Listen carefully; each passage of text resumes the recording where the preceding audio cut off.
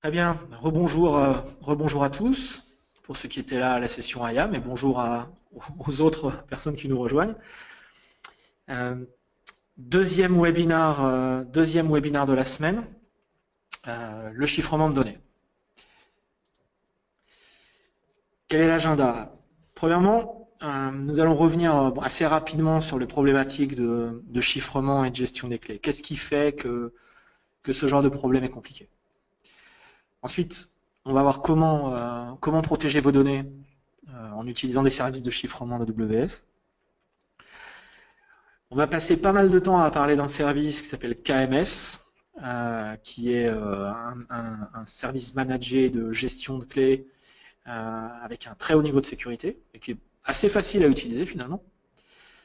On verra quelles sont les alternatives à KMS, en particulier un autre service AWS qui s'appelle Cloud HSM qui permet d'atteindre un niveau maximal de sécurité. Puis on évoquera quelques solutions partenaires. Et puis, bien sûr, on répondra à vos questions. Alors, quelle est la problématique du chiffrement? La première étape, c'est de générer des clés qui vont servir à faire du chiffrement et du déchiffrement. Alors, pour rendre l'explication un petit peu plus simple, on va se limiter à des clés de chiffrement et de déchiffrement symétrique qui correspondent aux principaux, je dirais à la majorité des cas. Donc ces clés, vous allez les générer soit avec du matériel, soit avec du logiciel. Vous allez les appliquer à des données en clair, et puis ça va produire des données chiffrées. Ces données chiffrées, vous allez les stocker dans un système, dans un back-end quelconque. Et puis ensuite, le problème numéro 2, c'est après la génération de la clé, c'est de se dire comment est-ce que je protège la clé. Parce qu'on comprend bien que les données chiffrées sont sécurisées, mais quid de la clé? Si vous perdez la clé, si la clé est compromise, eh bien, toutes les données qui ont été chiffrées avec cette clé sont évidemment en danger. Donc, généralement, ce qu'on va faire, c'est qu'on va chiffrer la clé de données, la clé qui a servi à chiffrer les données, on va elle-même la chiffrer avec une clé qu'on appelle une clé principale, une master key, enfin, tout un tas de termes possibles. Bref, une clé de plus haut niveau, encore plus secrète, qui va servir à chiffrer la clé. Voilà. Et puis, on va stocker cette clé chiffrée quelque part, puisqu'on en aura besoin, évidemment, lors du déchiffrement. Donc, dans l'opération inverse, on récupérera la clé de données chiffrée, on la déchiffrera avec la clé principale, et une fois qu'on a la clé de données en clair, on s'en servira pour déchiffrer les données et on réobtiendra les données en clair. OK? Bon. Alors, quand on a dit ça, on a tout dit, tous les problèmes sont là. C'est-à-dire que comment est-ce qu'on génère et comment est-ce qu'on stocke, comment est-ce qu'on protège la clé principale, la clé maître qui est la plus précieuse de toutes. Quelle est la hiérarchie de ces clés? Voilà. Où est-ce qu'on les stocke? Est-ce qu'elles sont stockées chez vous? Est-ce qu'elles sont stockées chez un fournisseur externe? Quand est-ce qu'on les utilise? Est-ce qu'on les utilise dans un logiciel client? Est-ce qu'on les utilise sur un serveur? Et où est ce serveur? Qui a le droit d'utiliser les clés? Comment se passe l'autorisation d'accès aux clés? Et de manière générale, quelles sont les assurances que vous avez sur l'utilisation des clés? Comment est-ce que vous êtes sûr que ces clés sont utilisées uniquement à bon escient et uniquement à votre initiative? Voilà, c'est vraiment la problématique générale du chiffrement. Tout le monde se concentre toujours sur les algorithmes. Les algorithmes aujourd'hui, c'est pas vraiment le problème. On sait faire des algorithmes robustes. Le problème, c'est qu'est-ce que vous faites des clés, comment vous les protégez, comment vous les auditez. Et c'est vraiment ça qui est difficile. Alors, on va commencer par voir deux méthodes de chiffrement complètement gérées par le client. C'est-à-dire, on a certains clients qui souhaitent maîtriser complètement leurs clés, qui disposent de leur propre infrastructure de gestion de clés. Et pour ces clients, donc il y a deux cas d'utilisation possibles. Un cas où on va faire du chiffrement côté client, un cas où on va faire dans S3 du chiffrement côté serveur, mais toujours dans ces deux cas avec des clés fournies par le client. Alors, examinons déjà ces deux premières méthodes. Donc, on commence par le chiffrement côté client avec des clés gérées par le client. Vous aurez compris, le mot-clé là-dedans, c'est client. Dans ce cas-là, le client veut le contrôle total de ses clés. Donc, il dispose d'une infrastructure qui va lui générer des clés, qui va les stocker de manière sécurisée. Là, AWS n'intervient absolument pas sur cette partie-là. Donc, localement, dans son infrastructure, le code de l'application, le code client, va obtenir une clé de chiffrement.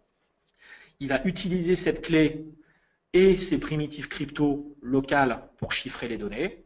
Et puis, il va envoyer les données à AWS. Okay ? Donc là, vraiment, finalement, il n'utilise absolument pas AWS ni pour générer les clés, ni pour les stocker. Okay ? Il n'utilise AWS que pour stocker ses données. Voilà, ça ressemble à ça. Okay ? Donc vous voyez, finalement, côté client à gauche, on a une infrastructure de gestion de clés qui est en charge de ça. On a une application qui fait du chiffrement. Et puis, on envoie des données chiffrées à AWS et on va les stocker dans S3, dans DynamoDB, dans tous nos services, dans tous nos backends. Okay ? Bon, ça, c'est tout à fait une façon possible de faire les choses. Ça pose quand même un problème qui est de se dire, dans AWS, imaginons que vous ayez des instances EC2 qui tournent. Si ces instances, à un moment donné, doivent accéder aux fameuses données chiffrées qui ont été envoyées par le client de gauche, comment ça se passe? Il va falloir qu'elles aient elles aussi accès à la clé pour pouvoir déchiffrer les données. Donc, ça suppose que finalement, des deux côtés, hein, sur site et dans AWS, vous ayez une infrastructure de gestion de clés qui sache communiquer de manière sécurisée, hein, qui sache transmettre les clés. Enfin, il y a 1000 façons de le faire, mais finalement, bon, le problème de gestion des clés est totalement déporté à votre propre infrastructure. Donc, c'est une façon tout à fait acceptable de faire les choses. Soyez conscient que là, vous gérez tout et vous êtes responsable de la sécurité de vos propres clés. Ok? Bon, première façon de faire les choses. Alors, deuxième façon de faire les choses, toujours avec des clés fournies par le client, mais cette fois, on va faire du chiffrement côté serveur dans S3. Ok? Donc là, on parle du chiffrement des données. Okay? Donc les objets qui sont stockés dans S3 vont être chiffrés par S3 lui-même. Okay? Les métadonnées ne sont pas chiffrées. Donc les métadonnées, ce sont les données qui décrivent vos objets. Okay? Donc ça reste en clair. Mais le contenu de l'objet lui-même est chiffré. Donc le chiffrement va se faire avec AES 256, qui est le standard gouvernemental pour le chiffrement symétrique, et avec une clé qui est fournie par le client. Donc là, vous pouvez le faire programmatiquement avec un SDK. Okay? Donc là, de même, localement, vous obtenez vos clés avec votre infrastructure de gestion de clés. Et puis, vous passez la clé à S3 qui va faire le chiffrement. Okay? Vous pouvez aussi le faire par API en rajoutant des entêtes HTTP. Donc là, le fonctionnement est le suivant. Donc, votre clé, les données, vous échangez ça de manière sécurisée en HTTPS, évidemment, il ne s'agit pas que la clé passe en clair. Vous échangez ça avec S3 qui va chiffrer vos données et qui va stocker donc, dans S3 la clé chiffrée qui va stocker les données chiffrées dans S3. Okay? La clé, elle, sera détruite. Évidemment, hein, S3 ne conserve pas la clé. Donc, charge à vous, de votre côté, une fois de plus, de conserver cette clé de manière sécurisée. Vous en aurez besoin pour le déchiffrement. Okay? Donc là, tout ce que vous faites, c'est que vous passez une clé à S3, S3 fait le chiffrement, voilà, et puis jette la clé et ne stocke que les données chiffrées. Ok, donc voilà, une autre façon de faire les choses en ayant le contrôle total de ces clés. Donc, c'est tout à fait possible. Donc, un client AWS peut parfaitement gérer ses clés, mais est-ce qu'on a réellement répondu aux questions tout à l'heure, hein, je me permets de vous les réafficher. On n'a pas vraiment répondu à la problématique du stockage des clés. Hein, c'est vraiment au client de s'en occuper. Comment est-ce qu'elles sont utilisées? Bon, elles sont utilisées par vos applications, certes, mais est-ce que vous avez en place les mécanismes d'audit suffisants pour protéger et garantir tout ça? Qui peut utiliser les clés? Là aussi, bon, vous pouvez vous appuyer sur vos propres primitives d'authentification, d'autorisation, etc. Et là, vous voyez que finalement, vous n'utilisez pas AWS à votre profit. Vous gérez vos clés, certes, vous stockez vos données chiffrées, ok, mais tout le reste, eh bien, est encore à faire. Et pour être très simple, si on doit expliquer KMS en un slide, l'objectif de KMS, c'est de résoudre ces fameux problèmes. Donc tous les problèmes qu'on vient de mentionner vont être résolus par KMS. Donc parlons de KMS. Donc, KMS, c'est un service géré qui va vous permettre de simplifier donc, la création, le contrôle, la rotation et l'utilisation des clés de chiffrement symétriques dans vos applications.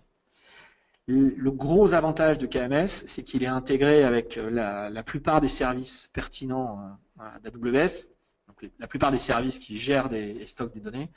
Donc il est intégré avec S3, EBS, RDS, Redshift, etc.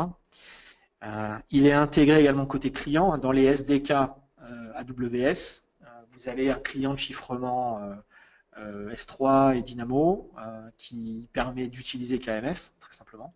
Et il est évidemment intégré avec CloudTrail pour l'auditing de l'utilisation des clés. Il est disponible dans toutes les régions, sauf dans la région chinoise.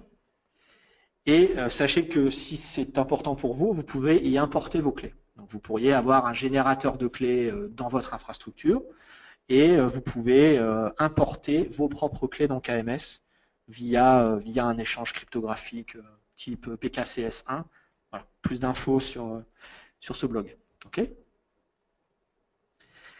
Comment fonctionne KMS? Donc dans KMS, on a une hiérarchie de clés à deux niveaux. Donc on a les clés principales qui sont stockées dans KMS, donc qui sont les fameuses clés maîtres. Alors il peut y en avoir plusieurs, hein, c'est même une bonne pratique d'en avoir plusieurs.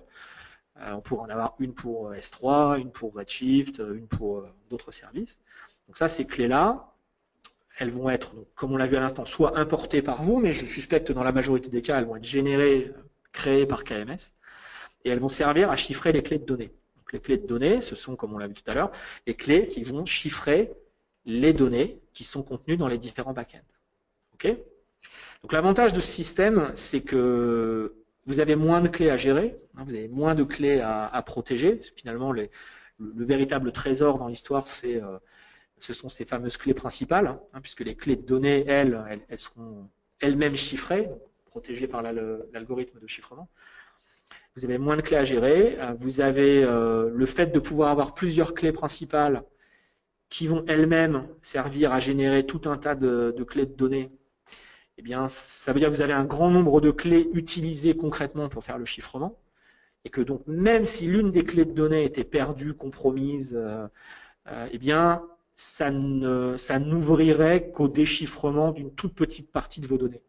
Okay, voilà. Si vous avez une clé principale S3, une clé principale EBS, une clé principale Redshift, etc., et que vous avez des centaines, des milliers de clés de données pour S3, EBS, bon, eh bien, si vous compromettez une de ces clés, bon, ben, vous avez compromis vraiment un millième ou un 10 millième ou un 100 millième de vos données et pas toutes vos données.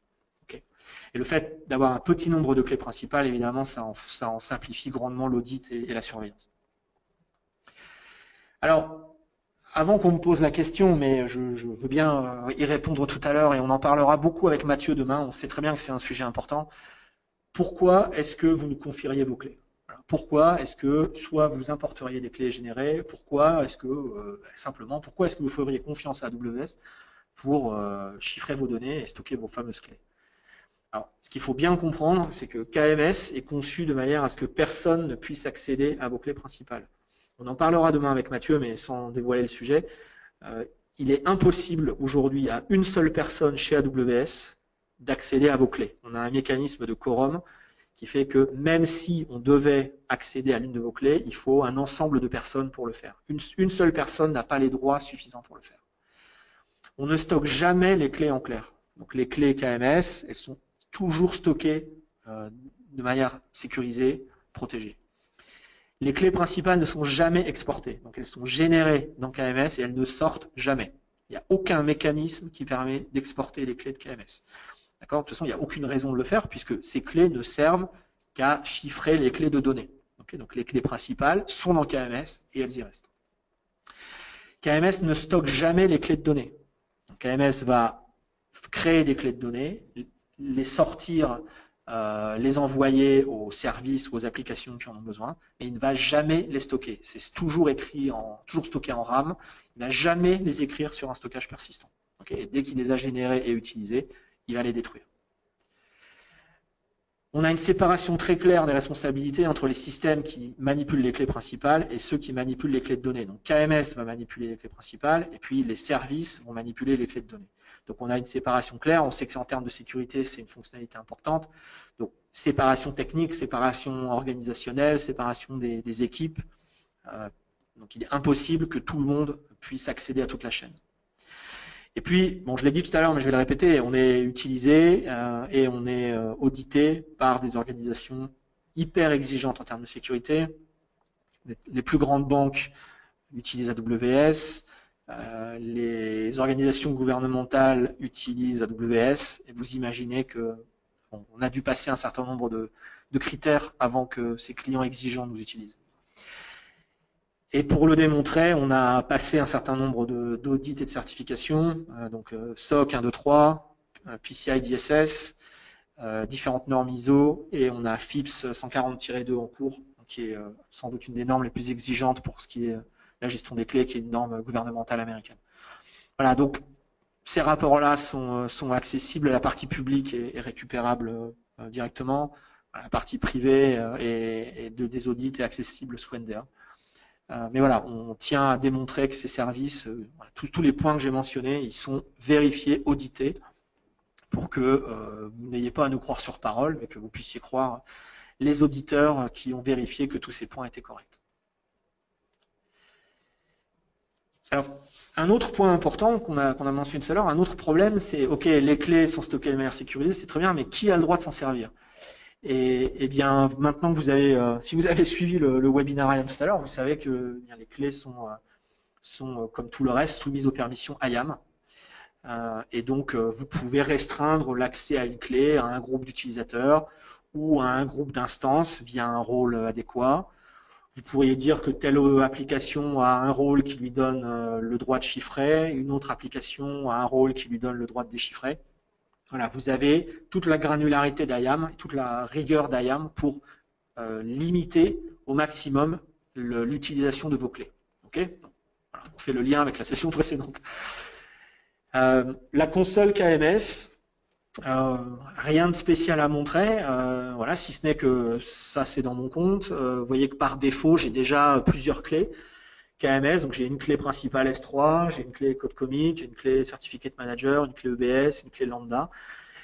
Donc on voit que déjà par défaut, on a, et tout ça se trouve dans la console IAM, on a déjà plusieurs clés qui ont été créées, prêtes à servir pour les différents comptes. Voilà. L'identifiant de clé lui-même n'est pas secret, mais bon, par principe, on évite de révéler des choses. Donc voilà, ne révélez pas vos identifiants de clés, ne révélez pas des choses qui n'ont pas à être révélées, ça sert à rien.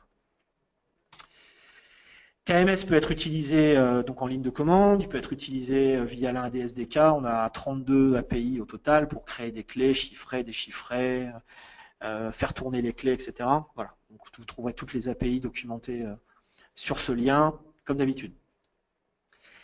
Alors, comment ça marche concrètement? Eh bien, donc on a une application ou un service AWS qui va demander à KMS, qui va passer à KMS la référence d'une clé principale, okay, donc qui a été créée au préalable. Donc là, ça va être juste un identifiant, on verra quelques exemples ensuite, en lui disant, voilà, je voudrais que tu me génères une clé de données chiffrée avec cette clé principale, s'il te plaît. Donc KMS, on va vérifier avec IAM que cette application a les bonnes permissions pour utiliser cette clé. Donc, si c'est le cas, KMS va générer une clé, une nouvelle clé de données. Elle va l'envoyer au client. Donc, elle va l'envoyer en clair et en chiffré. Elle envoie les deux. On va voir pourquoi. Donc, la clé en clair va être utilisée pour chiffrer les données. Et évidemment, ensuite, il est important de la supprimer. Il faut absolument pas que votre application garde la clé en clair. Ça serait un gros risque. OK ? Par contre, elle va conserver la clé de données chiffrée, elle va la stocker. Pourquoi est-ce qu'on a besoin de faire ça? Parce que pour le déchiffrement, on va faire l'opération inverse. L'application passera à KMS l'identifiant de la clé principale, la clé de données chiffrée, en lui disant, tiens, est-ce que tu peux me déchiffrer cette clé, s'il te plaît? KMS retournera la clé de données en clair pour que l'application puisse déchiffrer les données. Okay. Donc là, le point de vigilance, hein, c'est attention, dans votre application, vous devez jeter la clé de données en clair, vous ne devez absolument pas la conserver, ne l'écrivez jamais sur disque, il n'y a aucune raison. Hein. Vous la récupérez, vous chiffrez, vous déchiffrez vos données, et puis après, vous effacez le buffer et on n'en parle plus. Okay. Et voilà, ça se passe comme ça, de manière assez simple. Comment est-ce qu'on audite l'utilisation des clés? Alors, on verra tout ça dans CloudTrail plus tard dans la semaine. Mais voilà, un événement CloudTrail sur une API KMS. Donc ici, c'est un déchiffrement. Donc on voit le nom de l'événement qui est déchiffré. On voit l'heure et le jour de l'action.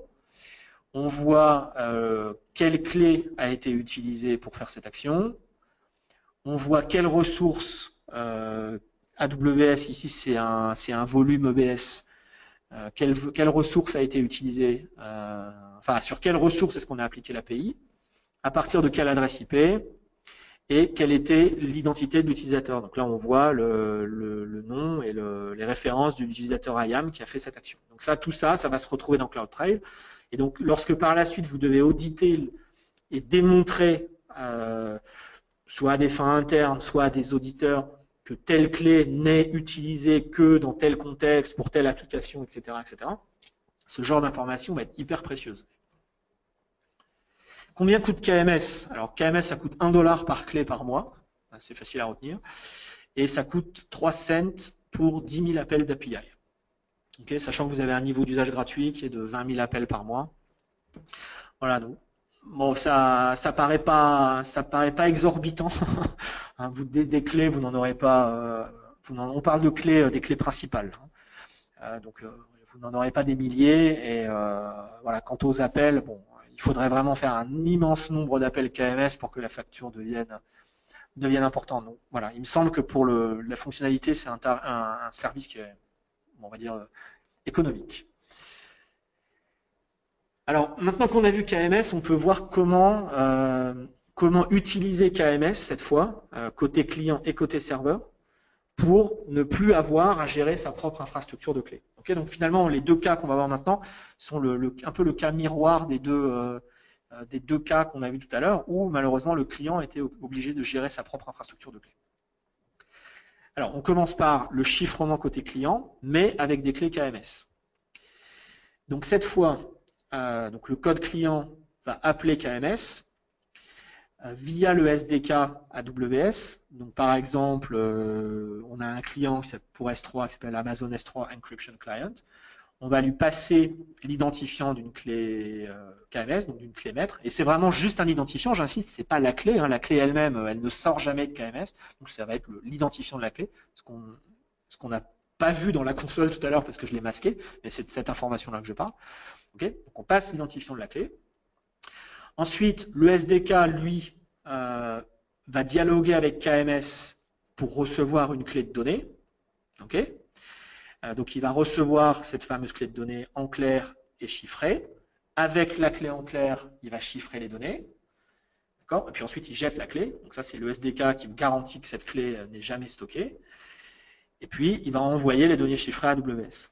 Et il va envoyer aussi la clé chiffrée qui va être stockée avec les données. Donc, par exemple, dans S3, on va stocker l'objet chiffré et côte à côte, si on peut dire, la clé chiffrée. Okay, et cette clé sera récupérée pour le déchiffrement de manière symétrique. Le client passera au SDK l'identifiant d'une clé en disant ben, tiens, je voudrais déchiffrer tel objet dans tel bucket S3. Et puis le SDK récupérera la clé chiffrée, la fera déchiffrer par KMS, et ensuite déchiffrera les données. Okay. Donc voilà, l'avantage, c'est que là, le client, une application peut toujours contrôler est-ce qu'un objet est chiffré, pas chiffré, etc. Mais il se décharge finalement du stockage des clés, qui est entièrement délégué à KMS et aux opérations qui sont gérées par le SDK. Donc voilà, une façon assez sympa de le faire. Sur l'URL que vous voyez en bas, il y a un petit bout de code en Java qui montre comment faire ça. Ça vous donnera un exemple concret, mais vous verrez, c'est très simple et très court. Côté serveur maintenant. Donc cette fois, on va utiliser KMS, j'ai envie de dire au maximum de ses possibilités. On va laisser KMS discuter avec les services AWS pour chiffrer les données. Alors, voilà un exemple, par exemple, un exemple concret d'utilisation dans EBS, donc pour le chiffrement des volumes.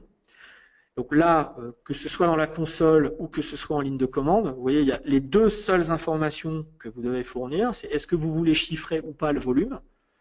OK. Donc soit vous cochez la petite boîte dans la console, soit vous passez -" encrypted en ligne de commande.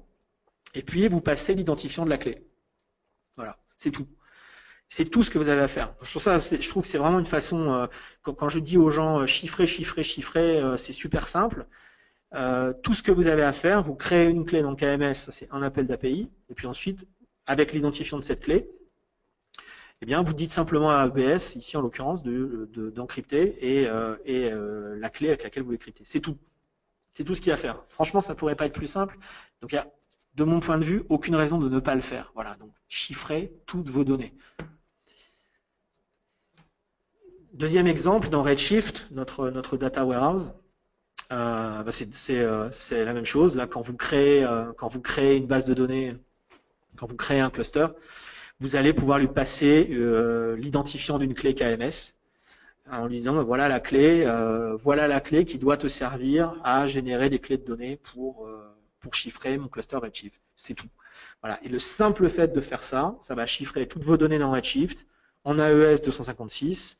Voilà, terminé. Aucun souci, aucune complexité. Donc là aussi, je ne vois pas une raison de ne pas le faire. Ça, si vous avez créé une clé, ça vous coûte $1 par mois et quelques appels d'API pour une tranquillité d'esprit importante. Alors pour S3, là on a vu EBS, on a vu Redshift. Pour S3, en fait, il y a une solution qui est encore plus simple. On se demande comment ça peut être plus simple. Ben voilà, vous allez voir. C'est cette troisième méthode que j'ajoute, qu'on appelle SSE, donc Server Side Encryption S3. Comment est-ce qu'elle fonctionne? Donc là, c'est toujours du chiffrement côté serveur, spécifiquement pour S3.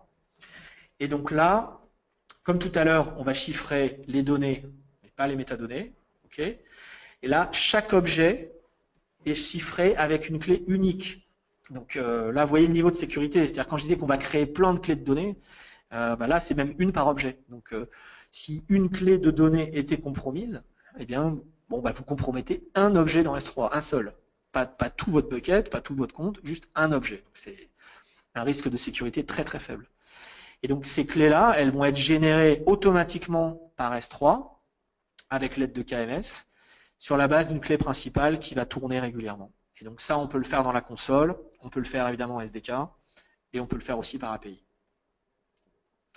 Donc voilà l'exemple dans la console, ça vous pouvez le tester tout à l'heure. Vous prenez n'importe quel bucket S3, vous uploadez via la console, vous uploadez un fichier quelconque, et vous cliquez cette petite case « Utiliser le chiffrement côté serveur ». Okay, et puis vous sélectionnez « Utiliser la clé principale de service Amazon S3 » qui existe déjà, vous l'avez vu dans ma console tout à l'heure. S3 a déjà une clé principale créée dans votre compte. Et c'est tout. Et donc, à chaque fois que vous faites ça, eh bien, S3 va créer une clé de données uniquement pour cet objet, avec KMS, va chiffrer l'objet, et puis va stocker l'objet et la clé chiffrée dans le bucket en question. Okay, donc là, on le fait en ligne de commande, on le fait en console, mais vous pouvez aussi le faire en ligne de commande ou en API. Et donc là, à chaque objet, vous avez une clé différente, okay, sans rien gérer. Enfin, moi, je trouve que c'est sans doute la façon la plus simple de faire dans S3. Voilà comment le faire en Java. Donc vous voyez, là aussi, c'est vraiment tout simple. On crée une request, on va faire un put dans S3, donc on crée une put request. On y attache finalement une seule propriété qui est de dire eh bien s'il te plaît tu vas chiffrer server-side avec AES 256, voilà, et puis on fait s3 client.putObject et c'est tout. Et ça suffit à chiffrer l'objet en question en AES 256, à stocker la clé chiffrée. Donc vous voyez, vous avez un niveau de sécurité maximum et sans rien gérer de votre côté. Donc voilà pour KMS. Donc vous voyez, on fera un résumé à la fin, mais moi je respecte parfaitement que certaines entreprises souhaitent gérer leur infrastructure de clés et souhaitent faire tout ça. Et bien sûr, il y a plein d'entreprises qui savent le faire de manière extrêmement sécurisée. Maintenant, gérer une infrastructure de clés, c'est relativement lourd. Pour l'avoir vécu, c'est relativement lourd.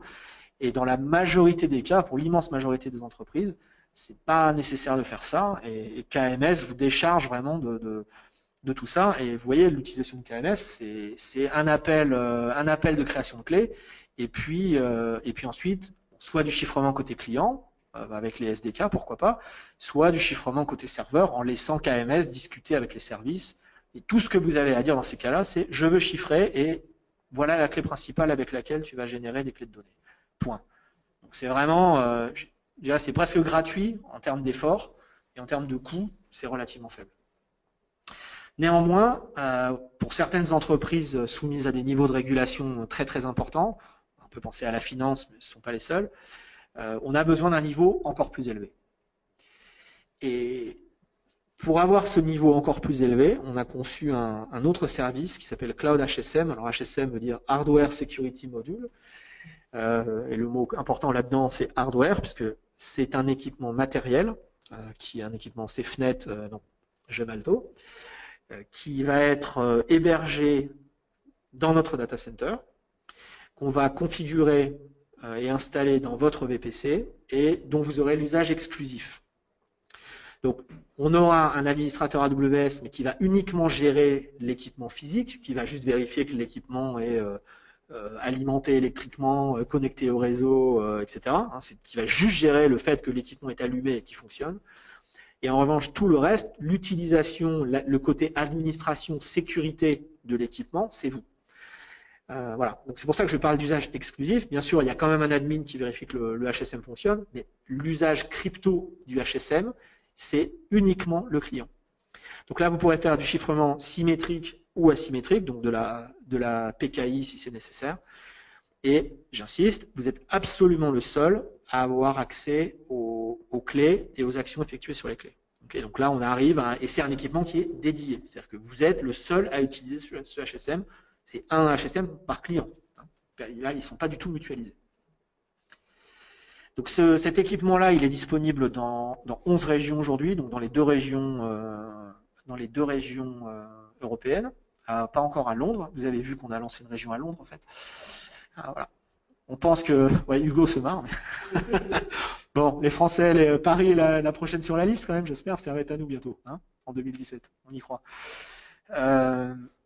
Et c'est un équipement qui est conforme, là aussi, aux normes les plus strictes. Donc, PCI DSS, SOC, FIPS, et les critères communs, EL4+, donc il y a un niveau assez élevé pour les critères communs, avec une évaluation formelle de la sécurité de ces équipements. Alors, à quoi sert, pourquoi avoir un HSM? Alors, je dirais, il peut y avoir des raisons purement de conformité, de dire, voilà, j'ai besoin d'avoir un équipement dédié, voilà, point. Donc ça, pour un certain nombre de clients, c'est la raison d'avoir un HSM. Après, il peut y avoir des raisons, on va dire, plus techniques, qui sont la nécessité d'intégrer un HSM dans une architecture plus large, avec une application, avec un logiciel tiers. Et puis, peut-être la nécessité d'avoir du chiffrement sur Oracle. Vous savez qu'on peut faire du chiffrement sur RDS en chiffrant les volumes EBS sous-jacents, comme on l'a vu tout à l'heure par exemple avec KMS. Mais en particulier, dans Oracle, on a un mécanisme qui s'appelle TDE, donc Transparent Data Encryption, qui peut fonctionner avec le HSM. Donc voilà, ça peut être des cas d'utilisation comme ça, des cas un petit peu plus complexes. Alors, la question qui fâche, combien ça coûte? On a un équipement matériel dédié, donc ça coûte cher. C'est 5 000 $ à la mise en œuvre, donc, à l'installation de l'équipement. Et puis ensuite, bon, c'est un paiement à l'heure, 1,88 $ pour l'Europe, mais ça varie un petit peu en fonction des régions. Donc, ça veut dire la première année, en gros, vous payez 21 500 $, et les années suivantes, vous ne payez que l'usage, et donc ça descend à 16 500, si on peut dire. Donc, c'est un chiffre qui est élevé, hein, vous voyez, par rapport à KMS. KMS, quand on dit 1 $ par mois par clé, si vous avez 100 clés, bon, ce qui est important déjà, ça va vous coûter donc 100 $ par mois, donc 1200, plus les appels d'API, bon, vous voyez, allez, 1500, 2000 dollars au grand maximum par an pour avoir une sécurité de haut niveau. Bon, là, on est sur des niveaux beaucoup plus élevés de prix. Mais une fois de plus, gardez en tête que les entreprises ou les institutions qui ont besoin de ce niveau de sécurité, généralement, bon, attribuent un prix, ne pensent que la sécurité n'a pas de prix. Pensez à une banque, bon, 16 000 ou 20 000 dollars pour protéger vos comptes bancaires. Voilà, j'ose pas dire négligeable. Hein, s'il y a des gens de l'industrie financière, là, ils vont me défoncer pendant les questions. C'est pas un coût négligeable, c'est un coût, mais par rapport au risque, c'est relativement faible. Voilà. Bon, c'est sûr que pour une PME ou une start-up, c'est sûrement inenvisageable, et entre nous, bon, probablement inutile. Et donc KMS est sûrement une meilleure solution. Alors, si on compare un peu les deux, donc le HSM, c'est le niveau de sécurité maximum, équipement dédié exclusivement pour vous, évalué critères communs, vous contrôlez absolument vos clés, personne d'autre ne déclenche des actions. Voilà, vous pouvez l'intégrer avec vos solutions propriétaires, avec vos logiciels, etc. Bon. KMS a un niveau de sécurité à peine inférieur en termes de conformité, mais il est extrêmement simple à utiliser, il est très facilement intégrable avec les services AWS. Avec IAM, vous pouvez définir des stratégies qui vont contrôler finement ce qui se passe. Avec CloudTrail, vous pourrez auditer. Voilà, donc des approches un petit peu différentes, mais des tarifs extrêmement différents aussi. Mais dans les deux cas, des niveaux de sécurité élevés. Alors bien sûr, un peu comme d'habitude, j'ai envie de dire, on a évidemment des solutions partenaires qui sont disponibles en particulier sur la marketplace AWS, qui sont des solutions de gestion de clés ou de chiffrement qui vont compléter ou étendre ce que nous proposons. Donc j'en ai cité quelques-unes ici, Gemalto, iTrust, etc. L'avantage de la marketplace, vous le connaissez, c'est que vous pouvez tester. La plupart de ces services sont facturés à l'heure. Donc vous pouvez tester pendant quelques heures ou quelques jours un service et puis l'adopter ou pas, s'il ne vous convient pas. Il est aisé de tester ces différents services de sécurité. Peut-être que vous utilisez déjà des solutions qui proviennent de ces éditeurs, auquel cas, bien sachez qu'elles elles s'intègrent aussi avec AWS et avec le HSM et avec KMS, etc. Voilà, elles peuvent ajouter aussi des fonctionnalités. Bon. Donc n'hésitez pas à les regarder si vous avez besoin de peut-être d'autres fonctionnalités ou d'une console unifiée entre votre infrastructure sur site et votre infrastructure cloud. Bon, il y a plein de raisons pour regarder nos partenaires, n'hésitez pas à le faire. Donc si on compare et si on résume un petit peu toutes ces options, donc on va tout afficher et puis on va regarder tout ça. Donc commençons par l'emplacement et la génération et le stockage des clés. Donc dans KMS, voilà, vous avez compris, c'est dans AWS, dans l'infrastructure de KMS. Pour le HSM, c'est dans AWS, mais encore plus précisément, c'est dans un HSM, donc un équipement matériel dédié que vous contrôlez. Si vous utilisez une solution partenaire, ça peut être sur votre réseau interne, ou dans AWS, ou dans AWS. Bon, et puis si vous le faites vous-même, hein, voilà, le do-it-yourself, eh bien là aussi, votre infrastructure de clés, elle est probablement étalée entre votre propre site et AWS. Okay. Où est-ce qu'on utilise les clés? Alors, dans KMS et dans le HSM, eh bien, ce sont les services AWS ou les applications AWS qui utilisent vos applications dans AWS, qui utilisent vos clés. Dans le cas des partenaires ou du do-it-yourself, ça peut être des deux côtés, hein, puisque vous pouvez faire du chiffrement chez vous, ou vous pouvez faire du chiffrement dans des instances EC2. Comment est-ce que vous contrôlez qui utilise vos clés? Alors, dans KMS, vous avez compris, tout se passe avec IAM. Okay, on a parlé de IAM tout à l'heure. On peut descendre assez finement. Avec le HSM, ça va être dans votre code client, en utilisant l'API de SafeNet. Dans une solution partenaire, ça dépend de ce que fera le partenaire. Et dans la solution Do-it-yourself, eh ben, j'ai envie de dire, Do-it-yourself, c'est vraiment vous qui devez vérifier que les clés ne sont utilisées qu'à bon escient. Et franchement, c'est un problème assez compliqué. Qui est responsable des bonnes performances et de l'évolution du système? Donc KMS, bon, c'est un service géré, donc on s'en occupe. Dans le HSM, bon, le HSM il a une certaine capacité, donc si vous excédez avec votre application les capacités du HSM, bah, il vous faut peut-être un deuxième HSM. Donc, en tout cas, vous contrôlez votre propre code, donc c'est à vous de vérifier que vous utilisez le HSM efficacement. Idem pour les solutions partenaires et les solutions maison. Quelle est l'intégration avec les services AWS? Donc KMS, elle est très bonne. On a intégré KMS avec pratiquement tous les back-ends qui contiennent des données.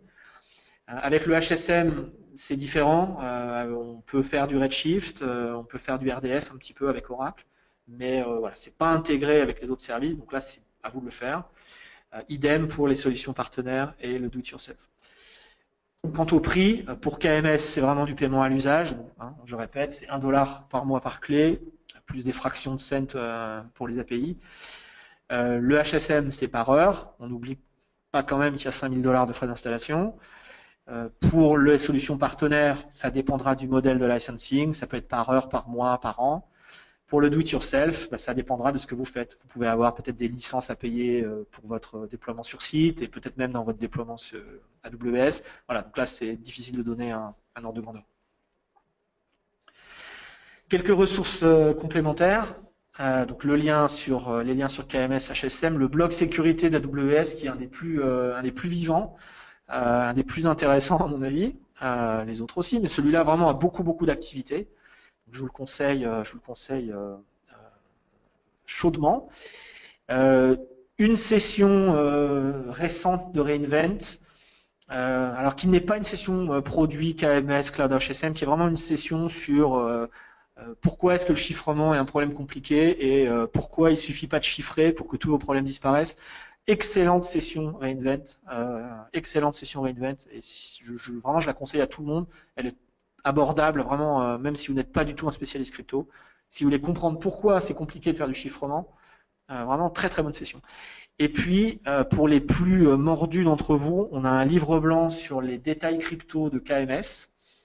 Donc, si vous voulez comprendre pourquoi KMS et comment KMS protège bien vos clés, eh bien, allez voir ce white paper qui est plus technique, qui est plus dense, mais qui donne beaucoup de détails sur la façon dont KMS fait les choses. Voilà, j'en ai terminé pour ce deuxième webinaire de la Security Week. Et je vous remercie de m'avoir à nouveau écouté. Et n'hésitez pas à noter une fois de plus ce webinaire de 1 à 5. Voilà, 1 pas content du tout, et 5 super content. Voilà, on apprécie beaucoup votre feedback, ça nous aide à nous améliorer. Et voilà, donc vous êtes nombreux à voter, merci beaucoup. Et oui, ça va vite, ça marche super ce truc. Et puis on va passer à vos questions. Je vous laisse encore voter, vous avez encore un peu de temps. Il n'y a rien à gagner, hein, je suis désolé. N'envoyez pas un SMS. Voilà. C'est pas l'élection de Miss France. Alors, commençons à regarder les questions.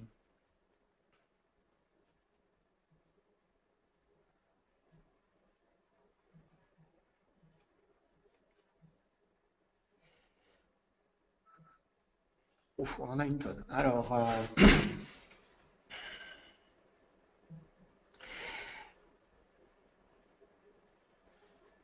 on a plusieurs questions. Voilà. Alors, je vais en lire une, mais j'ai eu plusieurs questions. J'en vois plusieurs du même tonneau là.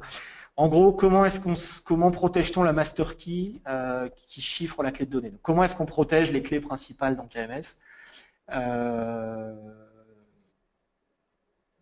Ouais, il y a plusieurs questions qui tournent autour de ça. Donc là, alors on en parlera un peu plus en détail demain avec Mathieu. Mais alors on ne détaillera pas ici les mécanismes techniques qui sont implémentés dans KMS, je suis désolé de vous décevoir. Donc là, je vous renvoie vraiment au white paper sur les détails crypto de KMS, qui explique certaines des mesures qui sont mises en œuvre. Le point clé, c'est vraiment les audits et la conformité. C'est-à-dire que il ne faut pas nous croire sur parole. Moi, je comprends que les gens disent oui, non, mais ok, vous êtes, voilà, on veut bien vous faire confiance, mais nous, ça ne nous suffit pas. Donc, tous les mécanismes qu'on décrit là, ils sont couverts par les audits SOC, ils sont couverts par les audits ISO, PCI, DSS, etc., etc. Donc là, évidemment, quand on a ce genre d'audit, on dévoile des choses aux auditeurs et les auditeurs vérifient que les mesures sont en place. Donc voilà, si vous avez confiance dans FIPS, si vous avez confiance dans les critères communs et si vous avez confiance dans ISO, SOC, etc., vous devez avoir confiance dans le fait que tous les mécanismes qu'on décrit ont été vérifiés par les experts les plus pointus. Voilà. Mais bon, on posera la question à Mathieu demain.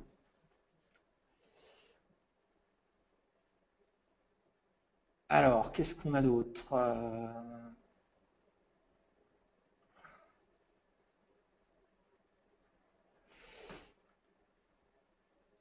Alors, on a une question de Sébastien.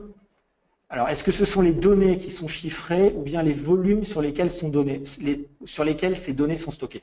Alors, les deux, mon général, donc ça va dépendre des services. Par exemple, si on parle d'S3, donc dans S3, on va chiffrer objet par objet. Okay, donc c'est vraiment l'objet lui-même que vous mettez dans S3 qui est chiffré. Si on parle d'EBS, donc EBS, ce sont les volumes disques qui sont attachés aux instances. Là, on va chiffrer tout le volume. D'accord? Donc c'est le service EBS qui n'est jamais qu'un stockage disque en réseau. J'ose pas dire SAN parce que je vais me faire fouetter, mais c'est l'infrastructure EBS qui va faire le chiffrement. Maintenant, si vous voulez aller encore un cran au-dessus, j'en ai pas parlé, mais là vous me donnez l'opportunité de le faire. Si vous pouvez, sur ces volumes EBS, une fois attachés à vos instances Linux ou Windows, vous pouvez, si vous voulez, mettre un chiffrement file system. Okay, ça, c'est tout à fait possible. Si vous voulez aller encore un cran au-dessus, c'est possible. Okay, mais donc, ça va dépendre. Hein. Dans certains cas, on va chiffrer les données elles-mêmes. Dans d'autres cas, on va chiffrer les volumes qui contiennent les données. Mais après, libre à vous de remettre une couche de chiffrement file system ou applicatif si c'est important pour vous.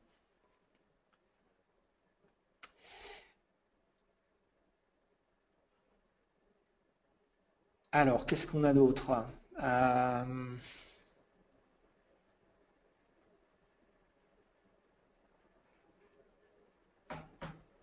Alors, il y a une question intéressante. Je ne suis pas sûr de bien la comprendre. Hein. J'espère que je ne vais pas répondre à côté. Question d'Aldric. Merci. Alors, il n'y a pas de persistance pour les clés de données. Quel mécanisme de récupération en cas de panne générale? Alors, prenons le cas de S3, une fois de plus, qui est vraiment le cas. Pourquoi je parle beaucoup d'S3? Parce que S3, vous le savez bien, c'est vraiment le repository de toutes les données. Enfin, c'est vraiment le point de passage objet de toutes les données. Donc dans S3, effectivement, on va chiffrer les objets et on va placer dans S3 la clé de données chiffrée. Donc S3 aujourd'hui, il est conçu pour être hautement disponible. Hein, vous connaissez ce chiffre, ce fameux chiffre des 11,9, hein, les 99,99999. Donc la durabilité de S3, c'est les fameux 11,9. Donc moi je le comprends comme voilà, si vous aviez, alors je crois que c'est 100 milliards, je me trompe peut-être d'un zéro, mais si vous aviez 100 milliards d'objets dans S3, vous pourriez en perdre un par an. Voilà, c'est ça que ça veut dire. Bon. Donc, le risque est faible. Alors, évidemment, si vous perdez ou si vous effacez une clé de données, oui, vous ne pourrez pas récupérer votre objet. Maintenant, S3, en l'occurrence, est conçu pour être hautement disponible et il est extrêmement improbable que vous perdiez quoi que ce soit. Bon, quand bien même par erreur humaine, vous perdriez quelque chose, gardez à l'esprit que c'est une clé par objet. Donc si une clé est corrompue, perdue, compromise, etc., ça n'impacte qu'un seul objet. Okay, donc, une bonne raison d'avoir un grand nombre de clés.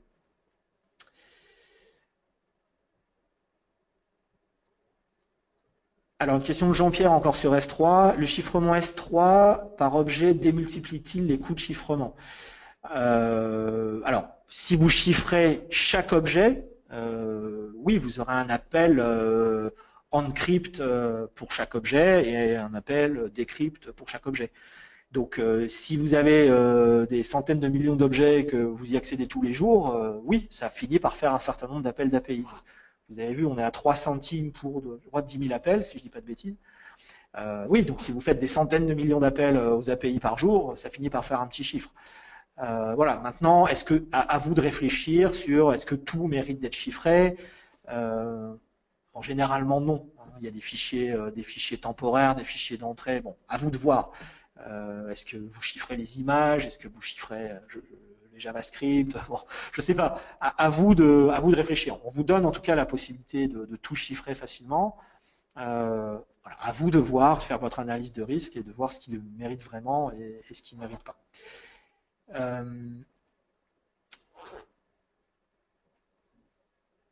Alors, alors, une question sur comment gérer le stockage des clés de données chiffrées par l'appli cliente. Ah ben, alors, sans vouloir faire de mauvais esprit, elle va être gérée par l'appli cliente. Donc, c'est là, à vous de le faire. Donc, si vous voulez, si vous pensez que c'est important pour vous de gérer complètement vos clés, il faut que vous ayez dans votre infrastructure un serveur de clés ou que vous conceviez un moyen d'effectivement de stocker les clés chiffrées pour ne pas les perdre. Et ça me renvoie à la question de tout à l'heure qui est de dire si on la perd, effectivement, on est embêté puisqu'on ne pourra pas déchiffrer le contenu. Donc, voilà, donc je ne veux pas dissuader les gens de le faire parce que peut-être vous avez déjà une infrastructure en place et elle marche très bien et je respecte ça. Maintenant, si vous n'avez pas de chiffrement en place, vraiment, je vous implore de ne pas vous lancer dans la construction d'une infrastructure de clés. C'est quelque chose de particulièrement compliqué. Et effectivement, la haute disponibilité et la sécurité de cette infra-là est quelque chose de compliqué. Donc, dans la majorité des cas, je pense que laissez KMS travailler côté serveur, laissez S3 travailler côté serveur et vous vous déchargez de ces soucis-là. Voilà. Alors, peut-on révoquer une clé? Donc, une clé principale, j'imagine. Oui, oui, on peut tout à fait révoquer une clé. On peut supprimer une clé. Donc voilà. D'ailleurs, c'est une bonne pratique de faire tourner ces clés, les clés, y compris les clés principales. Donc, bien sûr, voilà, à vous de le faire, mais il y a des API KMS qui vous aident à faire ça.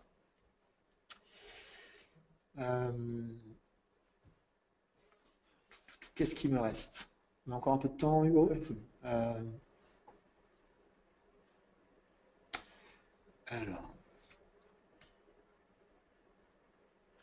Alors, on a une question intéressante. KMS est un service géré. Qui est propriétaire des clés? Eh bien, certes, KMS est un service géré, mais ce sont vos clés. C'est vous qui les créez. C'est vous qui les utilisez via même des permissions IAM.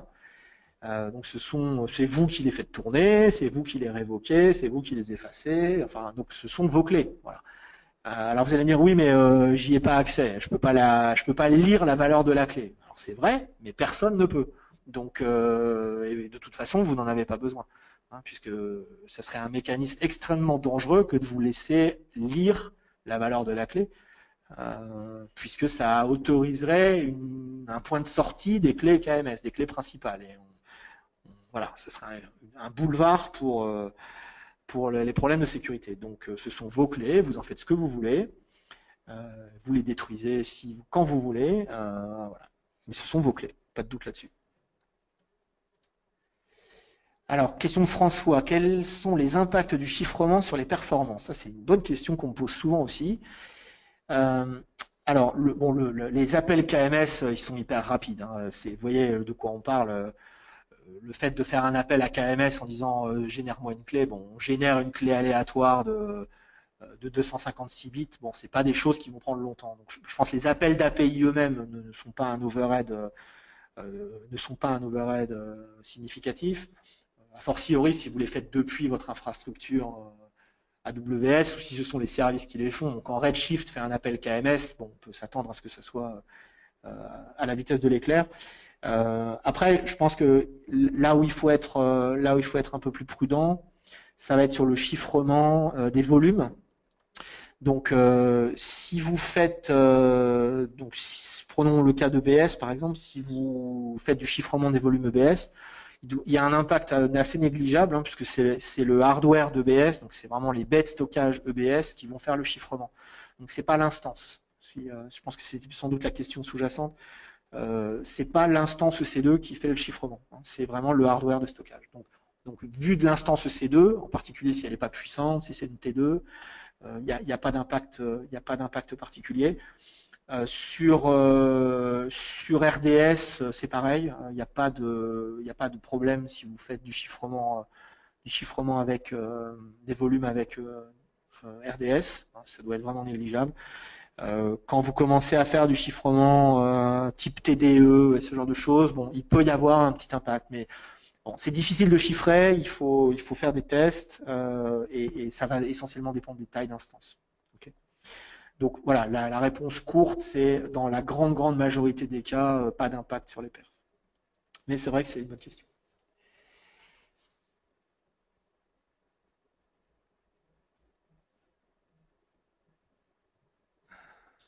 Alors, qu'est-ce qu'on a d'autre? Alors, quel niveau de confiance peut-on avoir sur le fait que S3 supprime la clé de chiffrement? Certification, point d'interrogation. Oui, voilà, ça c'est typiquement le genre de choses qui fait partie des audits. Pour les gens qui sont des spécialistes sécurité dans l'audience, vous savez bien qu'on définit des cibles de sécurité, on définit des mécanismes. Donc voilà, donc on va écrire dans un document que voilà, S3 n'écrit jamais la clé en clair sur disque. S3 détruit le buffer qui contient la clé S3 est détruit dès que possible. Ouais, on va lister des exigences comme ça de sécurité et elles vont être auditées et vérifiées. Donc oui, ça fait partie des audits. C'est typiquement le périmètre d'un audit. Oui. Alors, quoi d'autre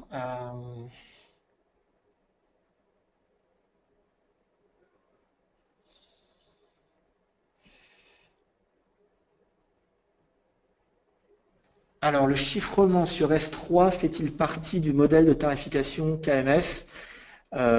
Oui, donc dans S3, vous allez payer le stockage, comme d'habitude, j'ai envie de dire. Et ce que vous allez payer dans KMS, c'est...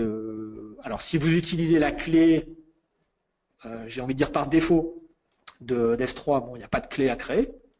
Après, si vous créez une clé vous-même, ça va être $1 par mois.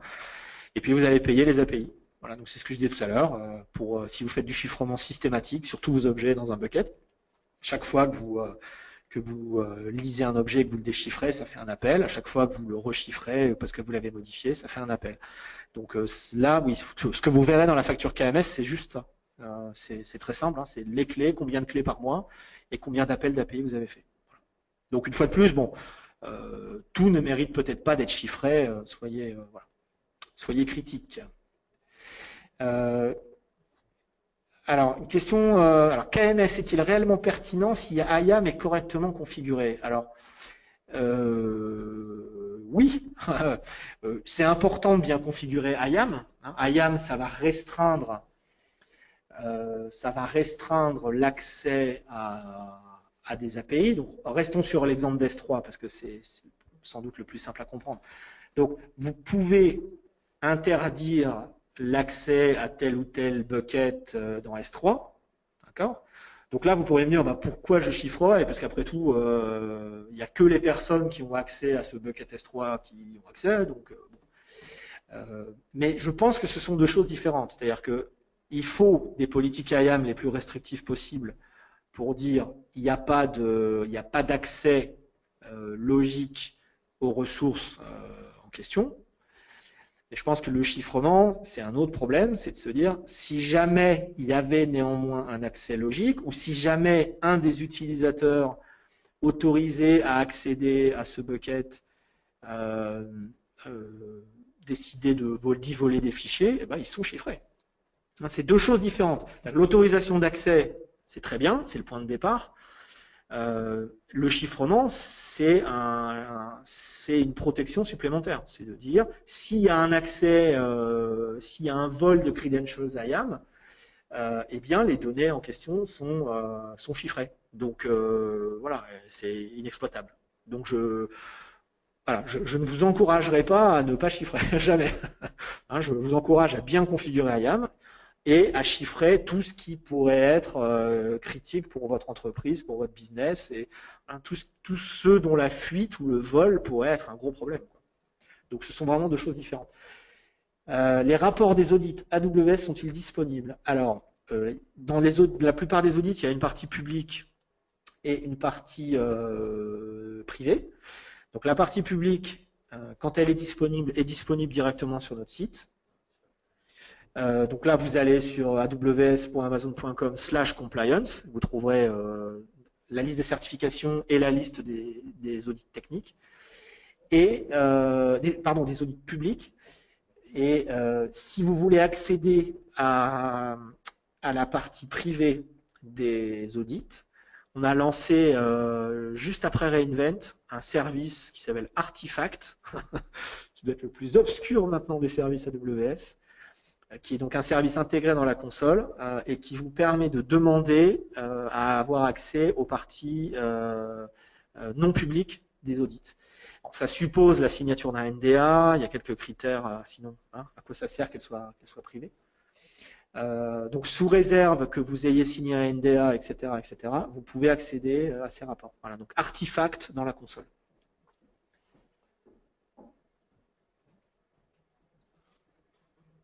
Alors, question de Xavier, sachant que HTTPS est déjà là, qu'est-ce qu'on protège en plus avec KMS? Ah, oui, ça c'est une question intéressante. Alors, quand on parle de chiffrement, on parle toujours de deux choses. Il y a ce qu'on appelle les données in flight, donc les données en cours de transfert sur le réseau. Donc là, effectivement, HTTPS fait bien son travail. Et puis après, il y a ce qu'on appelle le chiffrement au repos, le at rest. Et là, HTTPS ne vous aide pas. HTTPS, ça vous aide uniquement pour les transferts réseau. Et donc KMS, une fois de plus, il va garantir que toutes les données au repos, qu'elles soient dans S3, dans Redshift, dans RDS, etc., que toutes ces données-là sont protégées. Et que, une fois de plus, en cas de vol de données en interne, en cas d'intrusion sur une de vos instances, bref, en cas de pépin, eh bien, les données sont chiffrées. Donc, les deux sont absolument complémentaires. Là, on a vraiment juste parlé de chiffrement de données au repos, mais le côté chiffrement chiffrement réseau, on va dire, est très très important aussi. Donc, les deux. Voilà. Donc, IAM et HTTPS et KMS. Hugo, est-ce qu'on a encore du temps ou est-ce qu'on est... Ça est fini, on n'a plus de temps. Bon, il reste encore des questions, donc rassurez-vous, on les garde. Il y en a certaines qu'on adressera, que j'ai volontairement laissé de côté parce qu'on va spécifiquement les adresser demain avec Mathieu. Donc Mathieu Boutor, qui est un de nos spécialistes sécurité, sur justement qu'est-ce qui me dit que personne n'a accès à mes clés KMS, qu'est-ce que vous mettez en place pour que personne ait accès à mes clés KMS, etc. Qui sont des très bonnes questions. Donc ne soyez pas frustrés, elles sont notées et on va en parler demain et on va poser toutes les questions qui fâchent à Mathieu. Il est prévenu. Donc, il doit être en train de se préparer et on abordera tous ces points demain. Eh bien, écoutez, il ne me reste plus qu'à vous remercier. Vous étiez encore hyper nombreux. Voilà, quelqu'un a posé la question de savoir, oui, mais combien on est? Vous êtes des centaines et des centaines. Voilà, c'est tout ce que je dirais. Donc, vous êtes très, très nombreux. Un 19 décembre, c'est spectaculaire.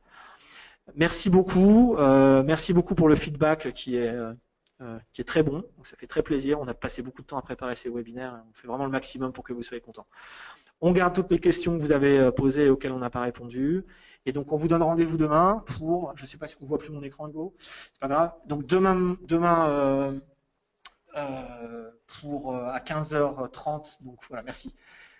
Pour donc la discussion avec Mathieu, qui sera, alors là, 0 slide et 100% retour d'expérience et bonne pratique. Donc, ça va être très, très sympa.